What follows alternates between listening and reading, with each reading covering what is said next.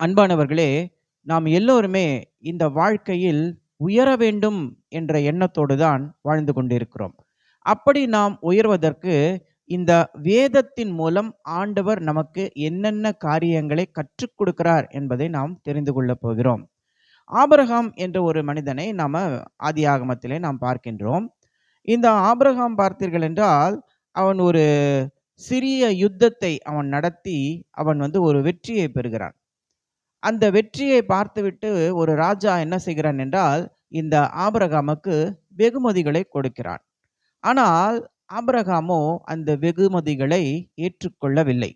அவன் என்ன சொல்கிறான் என்றால், ஆதியாகமம் 14:22, ஆபிராமை ஐஸ்வர்யவானாக்கினேன் என்று நீ சொல்லாதபடிக்கு நான் ஒரு சரட்டையாகிலும் பாதரட்சையின் வாரையாகிலும் உமக்கு உண்டானவைகளில் யாதொன்றையாகிலும் எடுத்துக்கொள்ளேன் என்று சொல்லிவிட்டு, அதன் பிறகு என்ன சொல்கிறான் என்றால், வானத்தையும் பூமியையும் உடையவராகிய உன்னதமான தேவனாகிய கர்த்தருக்கு நேராக என் கையை உயர்த்துகிறேன் அப்படின்றான்.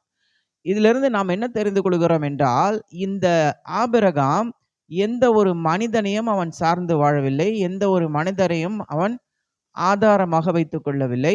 அவன் தேவனை மட்டுமே சார்ந்து, தேவனை மட்டுமே ஆதாரமாக கொண்டு ஒரு மனிதனாக வாழ்வதை நாம் பார்க்கின்றோம். இதனால் பாருங்கள், இந்த ஆபிரகாம் ஆண்டவரால் உயர்த்தப்படுகிறான்.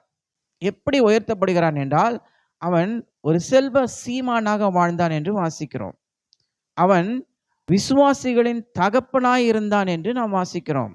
அது மட்டுமல்ல, அவன் இயேசு கிறிஸ்துவின் பிறப்புக்கு காரணமாக அந்த வம்சத்தின் முதல் மனிதனாக இருந்தான். எத்தனை உயர்வுகள் பாருங்கள்!